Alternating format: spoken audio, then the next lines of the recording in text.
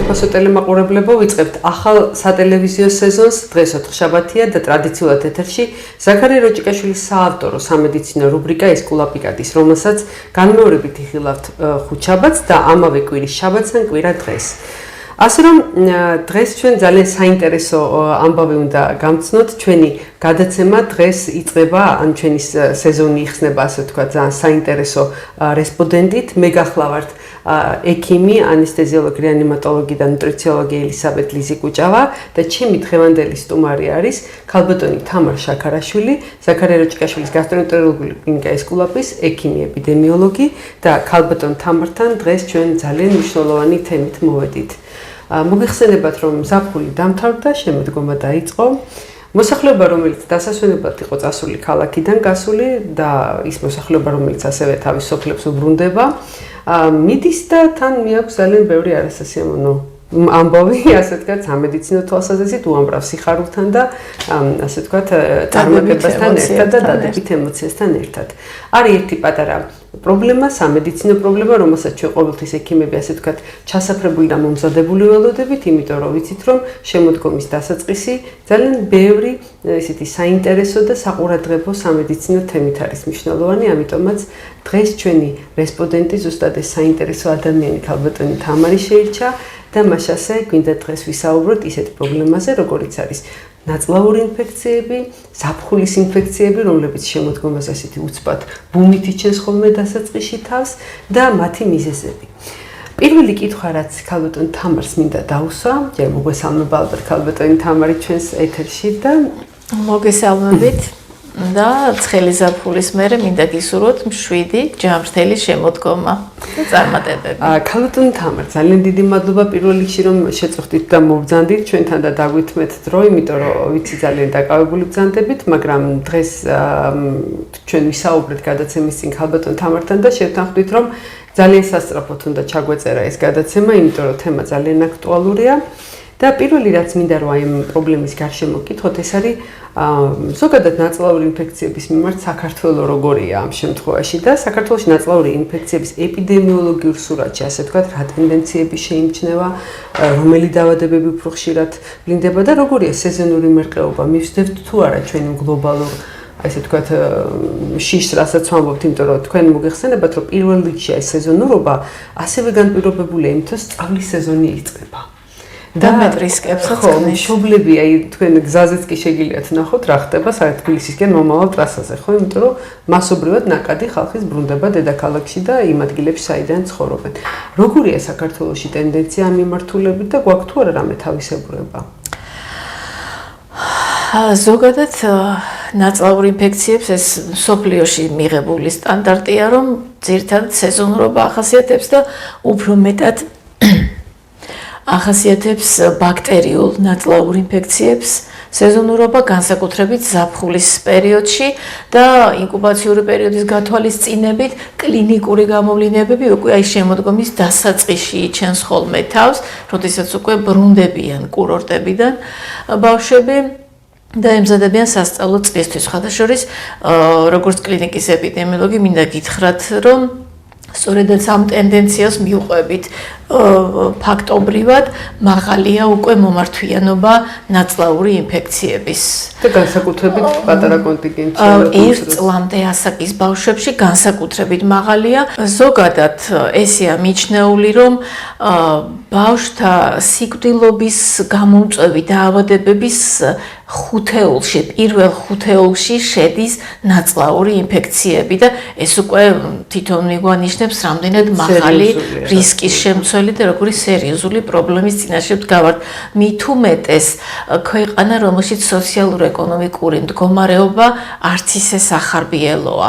ეს კიდევ უფრო ზრდის რისკებს ზოგადად, ინფიცირების რისკებსაც, გადამდებლობის რისკებსაც და ну ამას თუ დავამატებთ იმას რომ ზაფხული და შემოდგომაც კი არის უკვე ძალიან ესეთი აქტიური მჭიდრო კონტაქტების სეზონი დაავადების გავრცელების რისკები და ავადობის რიცხვის მატება ბევრად უფრო მაღალია თავისთავად. თუმცა აი სკოლებში თუ წარმოვიდგინეთ რომ 20 კაციან ჯგუფში დაუშვათ 20 სხვადასხვა გარემოდან ჩამოსული ბავშვი მოდის საკმაოდ დიდი. რა თქმა უნდა, აი თუ ბავშვი მთელი წელი ერთ გარემოშია, ხო? თქვა სკოლის მიკრო გარემო ასე ვთქვა, ხო? და იმ სოციუმის რომელშიც მთელი წელი არის ზაფხულში უკვე ერთი სოციუმის ერთი ვთქვათ ქალაქის ბავშვები გადიან სხვადასხვა მიმართულებით და გარდა ამისა დღეს უკვე საერთაშორისო მიმოსვლების და საერთაშორისო კურორტებზე დასვენების უმეტეს იმ ხაზონებში სადაც უკვე ხო თურქეთი გნებავთ ევროპის ზღვისპირა ქვეყნები გნებავთ ძალიან ბევრი მშობლები ყავთ საზღვარგარეთ და იქ მიდიან მშობლებთან ბავშვები და იქ შესაძლოა საერთოდ ახალი შტამების ჩამოტანის რისკებიც კი გაიზარდოს. აი ეს კიდე მეორე პრობლემა და ვფიქრობ რომ გარკვეული გამოწვევების წინაშეც კი დაგვაყენებს რაღაც პერიოდის მერე. რა მექანიზმით გადაეცემა ზოგადად ნაწლავური დაავადებები, ნაწლავური ინფექციები და რომელია ყველაზე აქტუალური სასკოლო გარემოში, როდესაც ბავშვები ახლო კონტაქტში იმყოფებიან. ჩვენ ერთი ძალიან საინტერესო დეტალი უნდა შევახსენოთ ჩვენ მაყურებლებს ასევე რომ გადაცემის მექანიზმი იმდენად მნიშვნელოვანია რომ აი ამაზე ვაგებთ მე ექიმები თავდაცვის მექანიზმებს. ხო მართალია როცა ვიცით როგორ გადაეცემა აი კოვიდის პერიოდში ნიღბების თემა ეს არ იყო შემთხვევით მოსული ახირება ექიმების მხრიდან. პრევენცია ძირითადად მიმართულია სწორედ გადაცემის მექანიზმის ჯაჭვის ჩაშლაზე. პრევენცია არის სწორედ ესაც. მithumetes ინფექციურ დაავადებებში ეს არის. კი, ინფექციურ დაავადებებში, სადღაც არის კერა დაავადების, არის გადაცემის მექანიზმი და არის მიმღები ორგანიზმი, ხო? ამიტომ ან კერაში უნდა ჩავატაროთ პრევენცია, ან გადაცემის მექანიზმებს უნდა შეუშალოთ ხელი, რომ დაავადება არ გავრცელდეს, რომ მეორე მიმღებ ორგანიზმში არ აღმოჩნდეს დაავადების გამომწვევი. ძირითადი ნაწლავური ინფექციების ეს არის ფეკალურ-ორალური მექანიზმი, ანუ საკვებისმიერი გადაცემა, წყლით გადაცემა, ასევე შეიძლება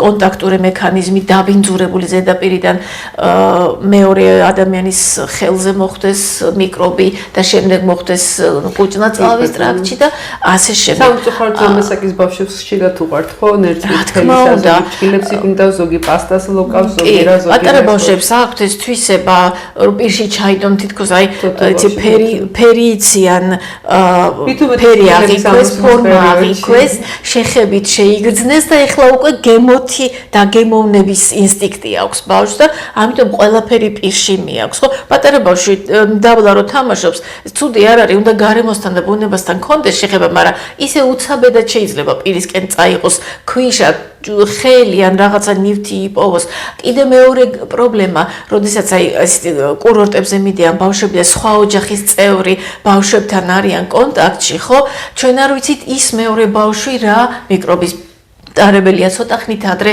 რამე ინფექციით იყო თუ არა დაავადებული, რამდენად სუფთაა მისი ხელები, მისი სათამაშო, აქვეითი სათამაშოების გაცვლა, შეიძლება წიგნები, ცოტა უფრო მოზრდილ ბავშვებში წიგნებს ათხოვა. აი არის ძალიან დიდი რისკი იმისა, რომ კონტაქტითაც, დაბინძურებული ნივთებითაც თუ ბავშვს ხელი დასაბანი აქვს, თუ ის იყო მტარებელი, ცოტა ხნის წინ თქვა დიზენტერია იქნება თუ თქვა სალმონელოზი თუ აი ესეთი ნაწლავური ინფექციები და აქ მინდა აღნიშნო კიდე ერთი რამ რომ ბავშვი შესაძლოა კლინიკურად იყოს გამოჯამრთელებული, მაგრამ იყოს მტარებელი. ანუ ჯერ კიდევ ორგანიზმიდან გამოყოფს დაავადების გამომწვევებს, ან მეორე კლინიკური ნიშნები არ არის გამოვლენილი, მაგრამ უკვე მტარებელი და გამომყოფია გარემოში. და შესაბამისად გადამდებლობაც ხშირ შემთხვევაში მშობლებიც ართულიან, როცა ბავშვი რაღაცა დისკომფორტი აქვს, ხო დაუშვათ აი ერთჯერადი დიარეა იქნა ან რაღაცა, შეიძლება მეორე დღეს დედამ ძალიან გულდამშვიდობულად გაუშვა სკოლაში, ჩათვალოს რომ ეს ეპიზოდური იყოს და ამ დროს ის დაავადება მიდიოდა, აი ზუსტად ამიტომ ეპიდემიოლოგებისთვის ძალიან მნიშვნელოვანია აი გადაცემის მექანიზმები, ინკუბაციური პერიოდი, პრევენციული ღონისძიებები გეუბნებათ მშობლებს და გეუბნება რომ აი მის დაცვა არის აუცილებელი. ეს არის სტანდარტი და ეს ყველამ უნდა დავიცვათ. აუცილებლად ყურადღებიდან არ უნდა გამორჩეს არც ერთ მშობელს მისი შვილის ჯანმრთელობის პატარა ცვლილებაც კი. მით უმეტეს, როდესაც ნაწლავური ინფექციები ძალიან მაღალი ავადობით და სიკვდილობითაც გამოირჩევა გართულებულ სკოლის ასაკის დაწყებასთან ერთად არის ინფექციების გავრცელების რისკი და ბავშვები ძალიან მოწყვლადები არიან, ეს ზოგადად ვიცით, გარდა იმ პატარა თქვენ როგორც ვთქვით წლამდე ასაკი, რომელთანაც შეიძლება საკმაოდ მძიმე შედეგიც დადგეს. საკმაოდ მაღალია რისკები გართულების. ასაკის ბავშვებში უფრო თითქოს დამარტივად მიდის, მაგრამ სამაგეროდ შეიძლება დიდი ჯგუფი მოიცავს და შეიძლება ეპიდაფეთქებები სკოლის ასაკის ბავშვებში უფრო ხშირია და მეტი რისკი არსებობს. იგივე სკოლაში ინფრასტრუქტურა როგორია, როგორ არის დაცული ჰიგიენური პირობები. ქალბატონო თამარ, ეხლა გვაქვს ძალიან დიდი პრობლემა სკოლებში. მე როგორც მშობლებს ველაპარაკები ხოლმე პატარა ბავშვების. თუ ადრე ჩემი შვილების პერიოდში ერთი სმენა იყო სკოლებში, ერთი სმენა როგორ არის ეს? ნაკადი, ხო? ცვლა. ეხა ნაკადები არის რამდენიმე. კი დატვირთვა დიდია თბილისის სკოლებში. მოსახლეობაც გაიზარდა, რემონტიც მიდის რამდენიმე სკოლაში და არის 2-3 ნაკადი ზოგიერთ სკოლაში, როგორც ვიცი და ალბათ ეპიდემიოლოგიურ თვალსაზრისით ძალიან მძიმეა ხო მართალია. რთულია სამართავადაც რთულია, იქ ბუნებრივი განიავება როგორ ხდება, რამდენად მოასწრებს საკლასო ოთახი ერთი ცვლის ბავშვების გაშვების მერე განიავებას, იმიტომ რომ ძალიან მალე ენაცვლებს 3 ცვლა როა სკოლაში შეუძლებელია იქ დაიცვა ჰაერის განიავების რეკომენდაციები. არ ვიცი თუ ეს ხერ ხდება და თუ შეიძლება რომ მოხერხდეს. კიდევ არა უშეშოცა მეორე ბავშვი მოდის უკვე იმ მერხთან სადაც მაგასვამ და ეს ჯვარედინი გადაცემის მექანიზმით შეიძლება მოხდეს ინფიცირება.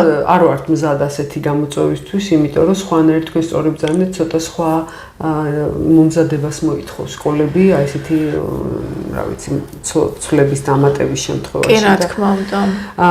ძალიან დიდი მნიშვნელობა აქვს წყლის და საკვების ჰიგიენასაც და ხარისხსაც, რა თქმა უნდა, ანუ მის შენახვის პირობებს, საწყისი როგორი იყო, რა თქმა უნდა, და რა მნიშვნელობა აქვს ნაწლავური ინფექციების დროს საკვებისა და წყლის სისუფთავეს და საქართველოში არსებული რეგულაციების და პრაქტიკის გამოცდილების, ასე ვთქვათ, ჩვენი შედეგი როგორია, რა თავისებურებები ახასიათებს ჩვენთან და კიდე ერთი დეტალი, რაც არ მინდა რომ დამავიწყეს და გამომრჩეს, ვიცი რომ საკვებთან დაკავშირებული პრობლემები წინა წლებთან შედარებით ბევრად გაუმჯობეს და ვითომ ერთჯერადი, ასე ვთქვათ, შესაფუთი მასალების არსებობამ. რამდენადაც მე ჩემი თაობა მახსოვს, ჩვენ არ ვიყავით გაფუნებული, თუ ასე ფუფუნება არ ქონდა, ასე ვთქვათ, ბატონი ზაქარია ხშირად ხუმრობს ხოლმე, ლიზი როგორ გახსოვსო ჩვენი დროის ნაყინი როგორი იყო და მე მართლა მახსოვს, როცა არ იყო ეს ინდივიდუალურ შეფუთვებში და რამდენადაც ვიცი, ეპიდემიოლოგიურად ამან ითამაშა ძალიან დიდი როლი იმ გაგებით, რომ პროდუქტი იზოლირებული გახდა და თუმცა არის მეორე პრობლემა, რომელიც წამოვიდა ასევე საკვებთან და წყალთან დაკავშირებით, იგივე ის ნორმატივები, რომლებიც მუდმივად უნდა იყოს დაცული, იგივე ის, რომ ბავშვები უკვე იკვებებიან ძალიან ხშირად გარეთ და სკოლის სამზარეულო. კიდევ ერთი საინტერესო თემა. როგორია სკოლის სამზარეულო? დავიწყებ რეგულაციებით. პრინციპში საქართველოს კანონმდებლობა, აი წყლის ჰიგიენასთან, კვების ჰიგიენასთან დაკავშირებული კანონმდებლობა საერთაშორისო ნორმატივებს ექვემდებარება და ძალიან დახვეწილია სხვათა შორის. ძალიან ბევრი ნორმატიული აქტია წყალთან დაკავშირებული კვებასთან, სკოლის კვებასთან, ცალკე სურსათის უვნებლობის სააგენტოს ძალიან ბევრი მარეგულირებელი დოკუმენტი აქვს. მეორეა, რამდენად სრულდება ეს ყველაფერი, თუმცა მადლობა ღმერთს, რომ თქვა, რომ ეხლა არის ხშირი სკოლებში და ბაღებში ეპიდაფეთქებები არ ხდება და სავარაუდოდ, ცუდადაც არ მუშაობს ეს მარეგულირებელი მექანიზმები, მაგრამ პრობლემა მაინც არის. მე წეგანაც აღვნიშნე, რთული ეკონომიკური სოციალური პირობები მნიშვნელოვნად აისახება ჰიგიენაზე და სანიტარიაზე. იმიტომ რომ სკოლის რესურსი, ფინანსური რესურსი, ადამიანური რესურსი ძალიან ბევრს ნიშნავს იმისთვის, რომ სკოლაში ეს რეგულაციები ჰიგიენასთან მიმართებაში იყოს დაცული. რამდენადაც მოვისმინე საპილოტო პროექტი იწყება რომ სკოლებში კვება იყოს სახელმწიფოს ხარჯზე და მართალია ხათ ბევრი ძალიან უარყოფითი გამოხმაურებასაც ვკითხულობ ამ იმასთან დაკავშირებით ხა მოსახლეობა ყველას მე ვფიქრობ რომ ეს პოზიტიური არის არა მარტო ფინანსურად თუ მოხდება ნორმალურად საკვების შემოწმება თუ დიეტოლოგები და ექიმები შეადგენენ თუ ეპიდემიოლოგები რეგულარულად შეამოწმებენ მე ვფიქრობ რომ ეს ძალიან სწორია და ჩვენ აღარ დაგვჭირდება ყოველ დილით იმის მოფიქრება რა გავატაროთ ბავშვ სკოლაში და კიდე ერთი დეტალია საკვების დიდი ნაწილი რაც არ უნდა კარგად მოამზადოთ და გავატანოთ მეოთხე მეხუთე გაკვეთილზე უბრალოდ შეიძლება გაფუჭდეს. რა თქმა უნდა, მით უმეტეს ცხელ პერიოდში. სკოლებში უფასო კვებასთან დაკავშირებული საკითხი 2021 წლიდან დადგა. კი და ასე იყო დაგეგმილი რომ 2023 წელს უკვე უნდა დაწყებულიყო სკოლებში უფასო კვების პროექტი, მაგრამ როგორც ჩანს ბევრ პრობლემასთან ასოცირდება და ჯერჯერობით ვერ დაიწყო ეს პროექტი, მაგრამ ნუტრიციოლოგისთვის ახლა მე გეტყვით რომ უფასო კვების პროექტი უფრო არა ფინანსური მოსაზრებით არის საინტერესო და მნიშვნელოვანი, არამედ იმით რომ მე დარწმუნებული ვარ რომ ესეთ პროექტს როცა კიდევს ხელს დავუშვათ ნებისმიერი სახელმწიფო იქ იწყება ბალანსირებული საკვები მენიუს შედგენა ძალიან ბევრი მრავალმხრივი გამოწვევა შეიძლება სხვათა შორის მე მახსოვს რომ იყო ესეთი სტატისტიკაც რომ აი საბავშვო ბაღებში როდესაც ბავშვები საჯარო ბაღებში იკვებებოდნენ უფრო ნაკლები იყო მათთან ნაწლავური ინფექცია ვიდრე კერძო ბაღებში სადაც აი სისტემა არ იყო პირველი კვება მეორე კვება ეს ერთი მეორე 90-იან წლებში როცა ბუმი ჰქონდა ასე ვთქვათ კერძო ბაღების და სკოლების და მესმის რომ შეიძლება რაღაცა უფრო ნაკლებად ისეთი ყოფილიყო კალორიით და ძვირფასი პროდუქტებით გამდიდრებული ვიდრე კერძო სკოლებში, მაგრამ ვარგისიანობა მართლაც გქონდა. ზოგადად საბავშვო ბაღებში და სკოლებში საბავშვო ბაღებზე ვიტყვი წელიწადში 4-ჯერ ხდება შემოწმება საბავშვო ბაღების სურსათის უნებლობის სააგენტოს მიერ. ეს არის გეგმიური შემოწმება და მრავალმხრივ მოწმდება არა მარტო მიკრობული დაბინძურების თვალსაზრისით, სინჯების აღება და ასე შემდეგ და მონიტორინგი და შემდეგ შედეგებზე დაფუძნებული ქმედებები, არამედ მძიმე მეტალების შემცველობა და სხვა ქიმიური მინარევების შემცველობაზე მოწმდება. სკოლებში ჯერჯერობით რა თქმა უნდა არა კერძო სკოლებში აქვთ ვალდებულება რომ შეამოწმონ სურსათის უნებლობის სააგენტოს. ეს შეიძლება იყოს გეგმიური შემოწმებაც, გარკვეული ფორმულების საფუძველზე დგინდება რამდენჯერ და როგორი სახით უნდა შემოწმდეს სკოლები და საბავშვო ბაღები, მაგრამ კერძო სკოლები მხოლოდ, იმიტომ რომ მათ აქვთ თავიანთი კვების ბლოკი და სადაც კვების ბლოკი არ არის, იქ რა თქმა უნდა ცხადია კვება არ მოწმდება. და ის სწორედ ამის თქმა მინდოდა რომ როდესაც სკოლებში დაიწყება უფასო კვება ეს იქნება ძალიან სერიოზული გამოწვევა იმისთვის რომ ყველა სარეგულაციო მექანიზმი ამუშავდეს ადგილი არ ქონდეს თქვათ ინტერესს და კონფლიქტს მიკერძოებას რაღაცა ვთქვათ პირად ინტერესებს მოგების ნაკლებ წაგებას და მეტ მოგებას ხო ისი დღეს ჩვენი ყოფა ამაზეა რა პრინციპში და აი ყველაზე ყველაზე მთავარი არის როგორც ეპიდემიოლოგების მხრიდან, ჯადოქის სამინისტროს მხრიდან, ასევე მშობლების, სკოლის დირექციის მხრიდან მოქალაქეობრივი და პროფესიული პასუხისმგებლობების უმაღლეს დონეზე დაყენება. ეს არის ძალიან მნიშვნელოვანი იმისთვის, რომ ჩვენი ბავშვილების სიცოცხლე არ დადგეს საფრთხის ქვეშ, ჩვენ რატო შემოგვაქვს უფასო კვება, იმიტომ რომ სოციალურად ვართ იმდენად შეჭირვებულები, რომ ბავშვების უმრავლესობას არ აქვს საშუალება, რომ სკოლაში მუდმივად ატარონ საკვები. 12 წლიანი სწავლებიდან მინიმუმ 8 წლამდე, 8 წელი, ესე იგი დაახლოებით ხო ხდებით, ანუ ზედაკლასები ნაკლებად უფრო იწვევენ. დაახლოებით 8 წელიწადის განმავლობაში ბავშვი წელიწადში 9 თვე, 10 თვე ხო იქნება მოწესრიგებული რეჟიმის კვების ქვეშ. მე თუმეტეს ოჯახშიც ესეთი, ამიტომ ამბობ, როცა ბავშვი სახლში ბრუნდება 2 საათზე, უკვე იქ ძალიან ძნელია დედამ ჯანსაღმობაზე იფიქროს, დროის უმეტესი, უფრო შეგნებული და უფრო ნაყოფიერი პერიოდი გატარებული აქვს სკოლაში. კი. და ჩვენ მე ოჯახში რაც არ უნდა ჯანმრთელი საკვებით ვკვებოთ, თუ იქ მან მიიღო არაჯანმრთელი საკვები და არის კიდევ მეორე უკიდურესობა, როდესაც ბავშვი საერთოდ არ ჭამს სკოლაში, იმიტომ რომ დედა ეუბნება, რომ აი დილით ისაუზმე, წადი და მე ოჯახში. ისიც არ არის კარგი ნუტრიციოლოგიურად, აი მხელა პაუზის გაკეთება ბავშვთან საქმეშიც არ არის კარგი. აქ კიდევ ერთი პატარა მომენტი არ ვიცი, შეიძლება იმდენად მნიშვნელოვანი არ არის, მაგრამ როდესაც არ არის საჯარო სკოლებში კვება, ნახეთ რა ხდება, ვიღაცა ბავშვს მოაქვს საჭმელი სკოლაში, ვიღაცას არ აქვს. მართალი ბრძანდება და ვიღაცას მოაქვს მდიდრული საკვები, ვიღაცას ეს ერთი რო ემოციური როგორი ფონია, ხო, ბავშვისთვის რო ისჭამს მე არ. მეორე კეთილინებით მე შეიძლება მოუტეხო ჩემს მეგობარს საჭმელი და როგორი აქვს ხელები ამ ბავშვს. ჩვენ არ ვიცით მის ოჯახში როგორი ინფექციური სტატუსია. აი გესმით, ეს კიდევ ერთ რისკს ქმნის და როდესაც სკოლაში იქნება უფასო კვება, რა თქმა უნდა, მაღალ დონეზე რეგულაციებით დაცული და მაღალი მოქალაქეობრივი პასუხისმგებლობით გაკეთებული საქმე, ხო? მაშინ რისკები ინფიცირების ბავშვების ბევრად ნაკლები იქნება. გარდა იმისა, რომ შიერი ბავშვი არ გვეყოლება სკოლაში. და შესაბამისად, გონებრივი განვითარება ბავშვის მოსმენის უნარი, როდესაც ბავშვი არ ფიქრობს იმაზე, რომ შია და გაიქცეს სახლში, ათვისების უნარი და ბევრად უფრო განათლებული და ჯანსაღად მოაზროვნე პერიოდში, აი როცა ეს საუბარი წამოვიდა, ბევრ მშობელთან მომიწია ახსნა განმარტების გაკეთება. ჩემ საბჭოთა ბავშვობაში, ასე ვთქვათ, მე მაგ დამთავრებული ვაკეში 75 სკოლა, ჯერ 54-ში ვიყავი, მე 75-ში გადავედი, პირველი გახანგრძლებული მშობლები მუშაობდნენ და ჩემთვის ნაკლები დრო რჩებოდათ, ასე ვთქვათ. მე დილის 9 საათიდან 6 საათამდე ვიმყოფებოდი სკოლაში და ჩვენ ვიკვებებოდით, ჩემი კლასელები ყველა ძალიან კარგი და შემდგარი კარგი ადამიანები არიან, ძალიან დიდი მოკითხვა მათ, ვიკვებებოდით სკოლაში. ბუფეტში, საბჭოთა პერიოდშიც არა, ნახეთ, ბუფეტში კვების გარდა ორჯერადი კვება იყო სასადილოში.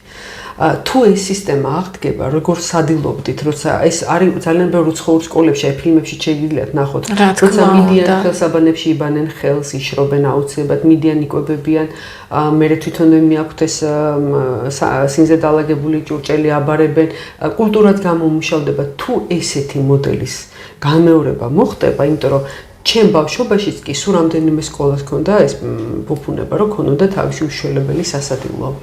მაგრამ ძალიან ბევრ დადებით, როგორ გითხრათ, კვება არ არის მხოლოდ სამედიცინო კომპონენტი, მასში ძალიან ბევრი ემოციური და კულტურული თემაა. რა თქმა უნდა. მე მახსოვს, როცა ჩვენ კლასელებთან ერთად ხდებოდით მაგიდასთან, რამდენი პოზიტიური მომენტი მოდიოდა, როგორ უნდა განახელები, აუცილებლად საპონი იყო, უნდა გამოგვეყენებინა.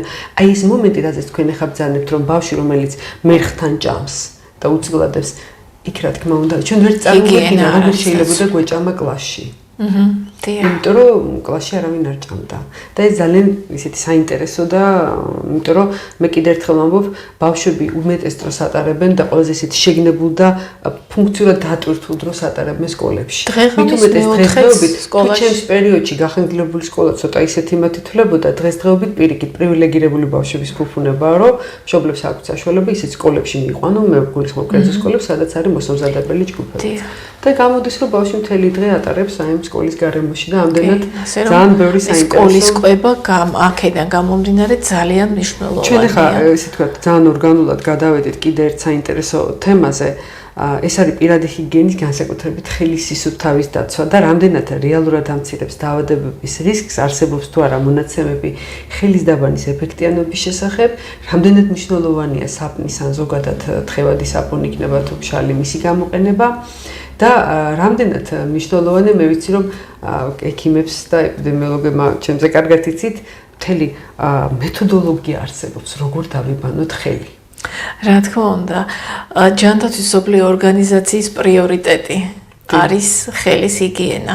არა მარტო სამედიცინო დაწესებულებებში, არამედ აი როგორც წეგან ვისაუბრეთ, გადაცემის მექანიზმი ერთ-ერთი არის ეს, სწორედ დაბინძურებული ხელები, ამიტომ მოსახლეობაში და განსაკუთრებით ბავშვებში, რომლებსაც ჯერ კიდევ არ აქვთ ჩამოყალიბებული ეს კარგი ჩვევა, მნიშვნელოვანია სწავლება.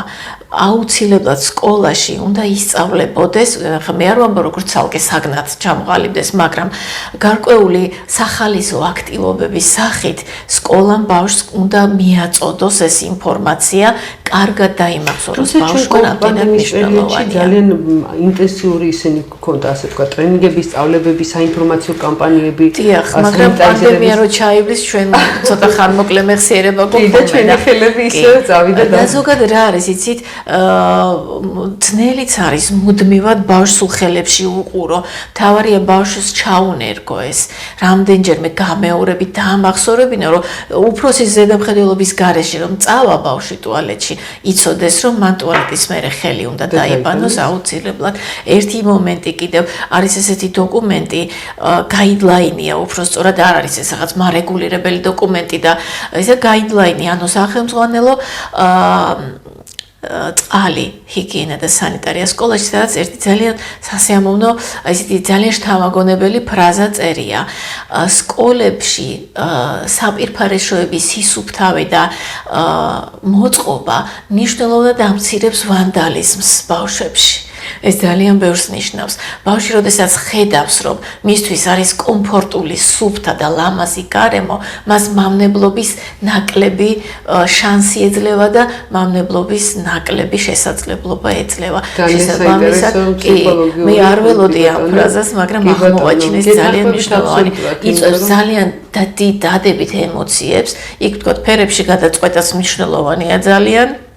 არა გამაღიზიანებელ და მშვიდფერებში და სისუფთავე და კარგი მოწყობა საპირფარეშოების ძალიან მნიშვნელოვანია. იცით, ალბათ საზოგადოების რაღაცა უმციფარობის მაჩვენებელიც ახლა მოუწესრიგებელი და ჩვენ დღეს ვერ დავიკვეხნით ჩვენ კიდევ ერთი დიდი პრობლემა გვაქვს, რომ უცხოელები ხშირად წერენ ამაზე, სხვათა შორის უცხოელი ბლოგერებიც, განსაკუთრებით ის ინფლუენსერები, რომ საქართველოში, განსაკუთრებით თბილისზე მაქვს ლაპარაკი, ძალიან ცოტა არის ასეთი ადგილები, სადაც შეიძლება მეგულისხმობ იგივე ტუალეტებს, ბიოტუალეტები და ნებისმიერი მათგანი ძალიან ცოტაა და როცა პრეტენზია გვაქვს ტურიზმზე, აუცილებლად, იმიტომ რომ სერიოზული პრობლემის წინაშე ადამიანები იძულებულები არიან ეწვიონ ამისთვის მოლებს, სხვადასხვა სავაჭრო ცენტრებს ან სადაც პასიანი გახდა ძირითადად საპირფარეშო სარგებლობა უნდა იყოს, მაგრამ უნდა იყოს ძალიან მაღალი დონის მოწესრიგებული, იმიტომ რომ ჩვენ ნახეთ, რომ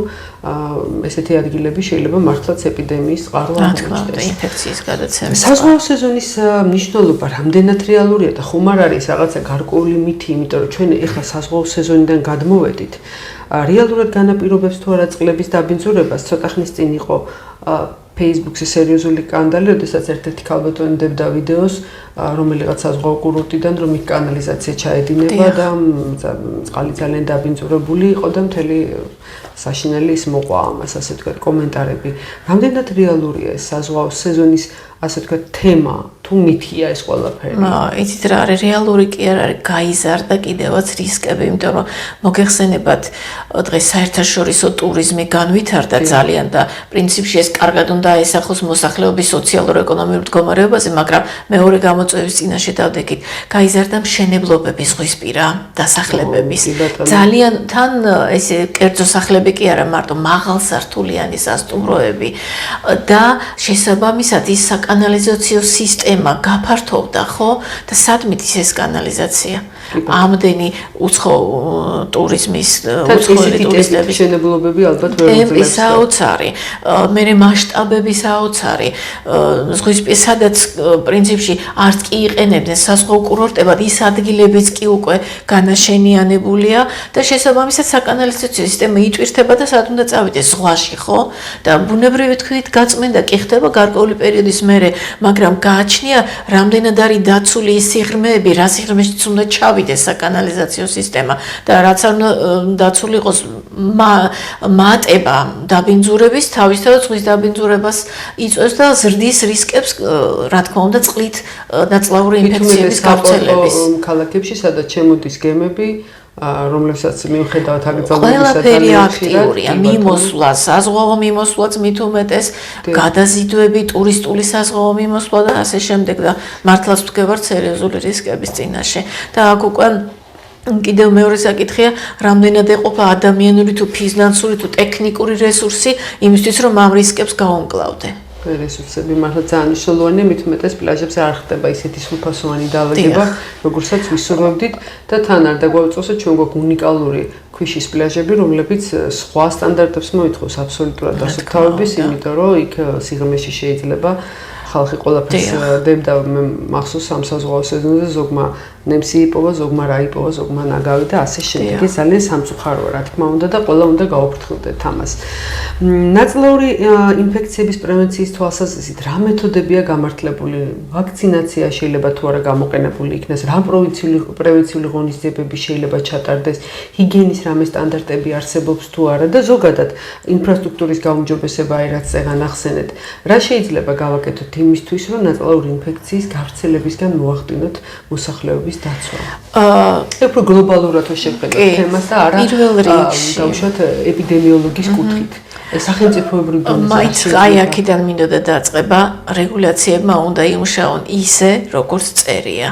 რეგულაციები ზედმიწევნით უნდა შესრულდეს. ვიცით რა უნდა გავაკეთოთ, მაგრამ ვიცით და წეღანას გითხარით არ მინდა ესე ბანალურად გამომივიდეს, მაგრამ მოქალაქეობრივი და პროფესიული პასუხისმგებლობა უნდა იყოს ძალიან მაღალი იმისთვის, რომ პრევენცია მოვახდინოთ. რისი თქმა მინდა, იცით, აი ცოტა დეტალებში რო ჩავიდე, ჩვენ არ გვაქვს გამომუშავებული აი მოქალაქეობრივი პასუხისმგებლობის კულტურის ერთი დეტალი, როდესაც ვხედავთ რაღაც დარღვევას. ვთქვათ, მაღაზიაში საკვები არ მოგვეწონა ვადა გასულია, ან საგემოვნო თვისება აქვს შეცვლილი, ან ვთქვათ რაღაცა საკანალიზაციო სისტემის დაზიანება 99% ადამიანებისა ამაზე ჩუმდება. ან ის საახლობლო წრეში უკაცრავად ამ გამოთქმაზე წაიჭორავებს, რომ რა ცუდი ნაყინი იყო, რა ცუდი ნამცხვარი იყო, იმის იქით ჩვენი ქმედებები არ მიდის. ჩვენ გვაქვს სრული უფლება და ეს მარეგულირებელ ოქმებში, აქტებში წერია, ჩვენ შეგვიძლია დავრეკოთ სურსათის უვნებლობის სააგენტოში, როდესაც საკვების გარკვეულ ხარვეზებთან გვაქვს შეხება 15.01-ზე და პირდაპირ გავაკეთოთ განაცხადი კონკრეტულმა მოქალაქემ, რომ ამ და მაღაზიაში ესა და ეს პროდუქტი არის გარკვეული ნაკლოვანებებით და გთხოვთ მიიღოთ შეტყობინება. სურსათის უვნებლობის სააგენტო გადასცემს საკვების სურსათის უკაცრავად გარემოს დაცვის სააგენტო 15.01 ცხელი ხაზი გადასცემს ამ ინფორმაციას სურსათის რეგულირების სააგენტოს და შემდეგ ხდება რეაგირება.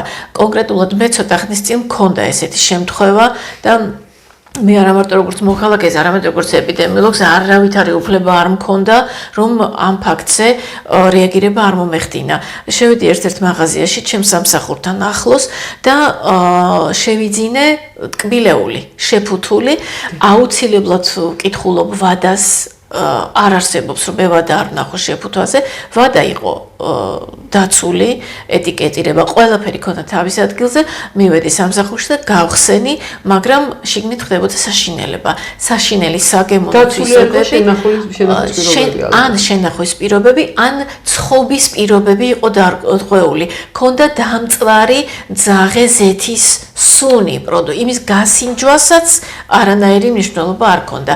პროდუქტი დავაბრუნე მაღაზიაში და დავრეკე სურსათის უვნებლობის სააგენტოში და ქონდათ მყისიერი რეაგირება. იცით, ეს ერთეული შემთხვევები არ უნდა იყოს.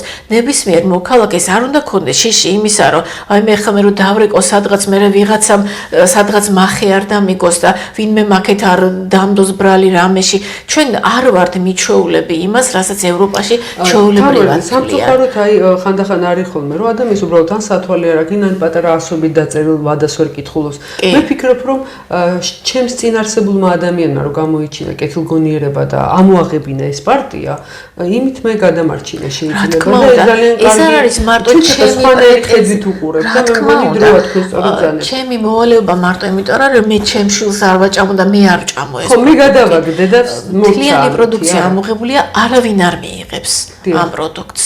პრინციპში ვერც ვერ ამიშეჭამდა იმდენად ცუდი სუნი ქონდა ამ პროდუქტს, რომ შეჭმა შეუძლებელი იქნებოდა, მაგრამ არ არის ესე ხო მართალია შეიძლება უარგისი იყოს შესაძლებელია ბავშვმა შეჭამოს და არ შეიძლება შეჭამოს ადამიანმა და არ მიაქცევს ბავშვები ხშირად რომ უყვართ ტკბილეული არ აქცევენ პატარა თუ რაღაც დეტალს ყურადღებას და შეიძლება ჭამოს ბავშვმა კი ბატონო, განსაკუთრებით ხშირია ხოლმე რძის პროდუქტებში, როდესაც აი დენის პრობლემები, სადაც იგივე საზღვაო კურორტებზე, როცა დააქვთ პლაჟებზე დაუშვათ რაღაცა ნაყინი ან რაღაცა რომელიც არის გამოვალი,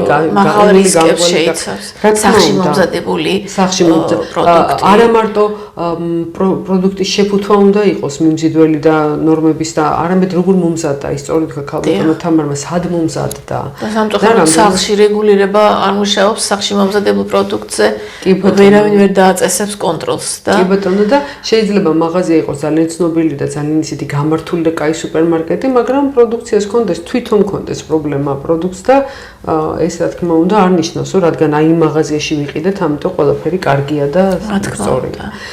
ძალიან კარგი თემა წამოჭერით ახლა ქალბატონ თამარ, ანუ არა მარტო სახელმწიფო და რეგულაციები და რაღაცა კანონების დაცვა, არამედ ჩვენი მოქალაქეობრივი როლი. ამას აქვს ძალიან დიდი მნიშვნელობა დღეს ქალაქში რომ მივდივართ, ძალიან დიდი გულის კილით და დარდით უნდა აღვნიშნოთ ყველამ, რომ ქალაქი მიაქვს სიბინძურეს. მოსახლეობა არ ფიქრობს მათთვის დიდი რაღაცა ნაწილისთვის ყოველ შემთხვევაში არ მინდა ყველა შეურაცხყოფა მივაყენო და არავის არ უნდა მივაყენო, არ უნდა იწყებოდეს მხოლოდ კარების იქეთ. ის რაც ხდება ხოლმე ქუჩებში, როგორ არის ნაგავი გადაყრილი, როგორ აი ხანდახან უყურებ და მე ვიჭერ ჩემ თავს რომ ხანდახან აი მე თქვენ ახლა კარგი მაგალითი მომეცით. ხედავ ხანდახან როგორ აგდებს ადამიანი რაღაცას და უნდა მივიდე და მოვუწოდო მას, ხო მართალია. ნამდვილად ჩვენ ამაზეც ვჩუმდებით. მე ამ ბოლო დროს ძალიან ბევრს ყავს ცხოველები და ისინი ერთ-ერთი გადამტანები არიან სხვათა შორის ესეთი ინფექციების და მე პირადად მინახავს უკვე რამდენჯერმე, როცა მოუწოდებს ხალხი რომ აიღეთ, როცა ცხოველი მოისაქმებს და აი საჯარიმო სანქციებიც ალბათ ძალიან საინტერესო თემაა რა ჩვენ შემთხვევაში არ ვიცი რამდენად მუშაობს შინაური ცხოველების მიერ გარემოს დაბინძურების საჯარიმო სანქცია ვერ გეტყვით არ მქონია ამოქმედა უკვე ეს შემთხვევა კონკრეტულად არ შევსწრებია როდესაც პატრონები წმინდავენ და კი ნელ-ნელა ინერგება ეს კულტურაც მაგრამ აქ მეორე პრობლემაა ეხლა ჩვენ ცოტა გადავხედეთ თემაზე მაგრამ რადგან შევეხეთ ამას ქუჩის მიუსაფარი ძაღლების მიერ დაბინძურებულს რა უყოთ ის ხო რჩება ბუნებაში და ეს ძაღლები არიან სკვერებში, პარკებში, სადაც ბავშვები თამაშობენ, ბურთით, სათამაშოებით. ჩვენ შემდგომი გადაცემა მინდა რომ მავნე გარემოზე ჩავწეროთ ქალბატონ თამარ თქვენ ძალიან საინტერესო თემებზე გვესაუბრებით და ზუსტად ეს ერთ-ერთი პრობლემაც არის, იმიტომ რომ მართლაც ის ქვიშა სადაც ბავშვები უნდა თამაშობდნენ, ხშირად ასეთ დაბინძურებულია. საზოგადოებაში ხშირია მცდარი წარმოდგენა ნაწლავური ინფექციის შესახებ. მთელი მითები დადის, არასწორი ქცევებია გავრცელებული, განსაკუთრებით რა შეიძლება გაკეთდეს მათი პრევენციის კუთხით და ერთ-ერთი აი ამ ასე ვთქვათ მითების კატეგორიაში შედის ის, რომ ადამიანებს აქვთ კაცრი წარმოდგენა, როგორი უნდა იყოს ნაწლავური ინფექციის კლინიკა. თუ არის დიარეა და გულისრევა, მხოლოდ ამ შემთხვევაში თუ სიცხე გაჩნდა, აუცილებლად ეს უკვე გრიპია. ეს ძალიან ხშირად მესმის ხოლმე და ვერც წარმოუდგენიათ ზოგჯერ ადამიანებს, რომ ნაწლავური ინფექციები ძალიან სერიოზული გართულებებითაც შეიძლება გართულდეს. კლინიკურ ნიშნებში ჩვენ მე მახსოვს 2014 წელი იყო თუ როცა რაც პერიოდი ეპიდემიურადაც კი წავიდა და იყო გართულებების საკმაოდ დიდი და ისეთი სპექტრი მათ შორის ენცეფალიტები, მენინგიტები, ან როცა შეიძლება რომ ადამიანი მოტყუდეს და მხოლოდ იმის გამო რომ დედას გონია რომ აი არ არის დაუშვათ სიცხე, ან პირიქით სიცხე არის, ოჯახში შეიძლება დიაგნოზი დაისვას. დიახ, პროფესიონალურად. სამწუხარო რეალობა. გამონაყარი თუნდაც, აი გამონაყარი თუ გაჩნდა რამე სახით, იმ წუთში ვფიქრობენ რომ აქ შესაძლებელი იყოს დაუშვათ ჩუტყალა ან წითელა და აბსოლუტურად ტრიალდება. დიახ. ეს ალბათ უფრო არსებული მითებია თუ უფრო ხშირი ალბათობა იმ კლინიკური ნიშნების, იმიტომ რომ ჩვეულებრივ ვიცით რომ თუ ნაწლავური ინფექცია, ნაწლავური გამოვლინება უნდა იყოს, მხოლოდ და მორჩა. ძირითადად ასეა ხოლმე, რომ მაინც და მაინც დიარეა აღებინება, როდესაც აქვს ბავშვს, მაშინ უნდა გაამახვილოს ყურადღება ნაწლავურ ინფექციებზე და თუმცა შეიძლება ზოგადად მაღალი ტემპერატურით, შემცირნებით, კუნთების ტკივილი და თავის ტკივილით დაიწყოს ნაწლავური ინფექცია. მაგრამ აი კიდევ მეორე პრობლემა ერთი აი მითებზე რომ ახსენეთ თქვენ ერთი ძალიან ცუდი ტენდენცია წავიდა ზოგადად საზოგადოებაში. როდესაც ბავშვს დაეწყება დიარეა და ღებინება. არის უკაცრავად სამედიცინო პლატფორმები სოციალურ ქსელებში. ზუსტად ვიცი რაზე აპირებს საუბარს თამარ. ეგრევე გამოაცხობენ დიაგნოზს.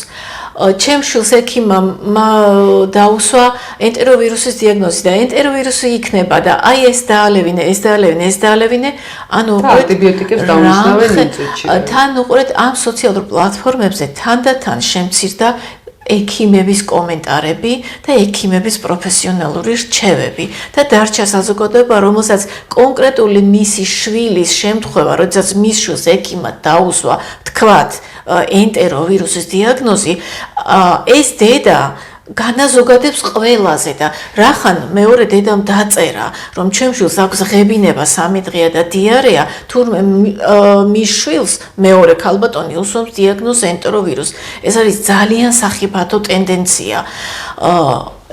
შეუძლებელია ექიმი რისთვის სწავლობს? იმისთვის რომ მოახდინოს დიფერენცირებული დიაგნოზი, ხო? ძალიან ბევრი დაავადება გავს ერთმანეთს კლინიკური ნიშნებით და ექიმი იმისია რომ დიფერენცირება მოახდინოს და სწორი მიმართულებით წავიდეს და სწორი დიაგნოზი დასვას. ამ დროს სოციალურ ქსელებში თან ერთი ადამიანი კი არ უსვამს ამ დიაგნოზს, 5 ადამიანი 5 დიაგნოზს სვამს და 5 წამალს გამოუწერს და ამ 5-დან არც ერთი არ არის სამედიცინო სფეროსთან ახლოს. ეს არის ძალიან დიდი საფრთხის შემცველი. 2 დღის წინ ახლა გამახსენდა ერთ-ერთმა ბლოგერმა, რომელიც როგორც მახსოვს რაღაცა ზოგადად ვიდეოებს აქვეყნებდა ხოლმე, მუსიკალურ კლიპებს და ასე შემდეგ. დადო ესეთი პოსტი, რომ ყველამ გაითვალისწინეთ, რომ ადრენალინი იქონიოთ თან და წერის ნაკბენის ან ალერგიის შემთხვევაში ველზე დალიოთ ადრენალინი. ყველას ვინც ქალაქგარეთ გადიოდა პიკნიკზე იყო თქვენ წარმოიდგინეთ ეს რამხელა დანაშაული ეს ადამიანი არ არის მედიცინის სფეროდან, უბრალოდ ბლოგერია და მიუხედავად იმისა, რომ იქ წამოვიდა რამდენიმე საპროტესტო რეპლიკა ექიმებისგან. მეცვადეები ამ პოლემიკას. შეუძლებელია ასე ადგეთ ადრენალინის ამპულა გატეხო და დალიო, მაგრამ იცით როგორი გაზიარება წავიდა? როდესაც ადამიანს არ აქვს სამედიცინო სფეროსთან შეხება და არ იცის და ვიღაცამ დაუწერა დამაჯერებელი ტონით, რომ ადრენალინის ამპულა უნდა გატეხო და დალიო და წავიდა საოცარი გეომეტრიული პროგრესიით ამ პოსტის გადაზიარება.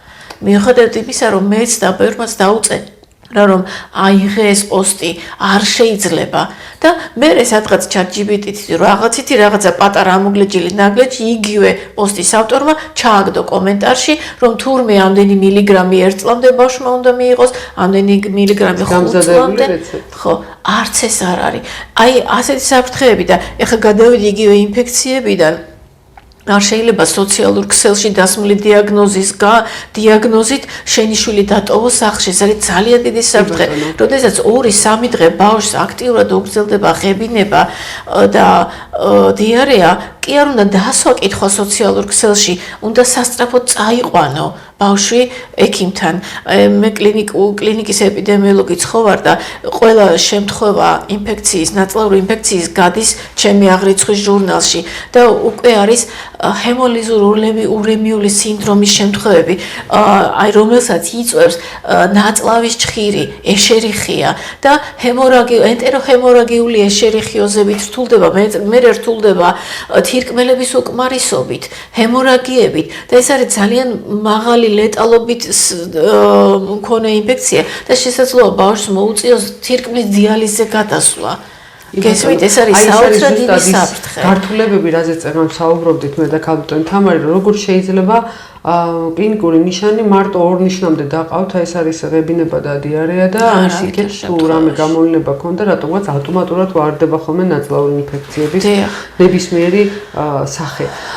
და ბოლო კითხვა რაც მინდოდა მეთქვა, ძალიან დიდი გამოწვევების წინაშე დგას ამ მხრივ საქართველოს და ნაწილობრივ ჩვენ უპასუხეთ ამას, მაგრამ მოდი შევაჯამოთ იმისათვის რომ მოხდეს ესეთი ინფექციების კონტროლი, არის აუცილებელი სახელმწიფოს ჩართულობა, რა თქმა უნდა, სამედიცინო საზოგადოების მზაობა, თქვენ სწორედ გაიდლაინები დიზაინების არა მარტო შექმნა, არამედ უცხოური ანალოგების გათვალისწინება.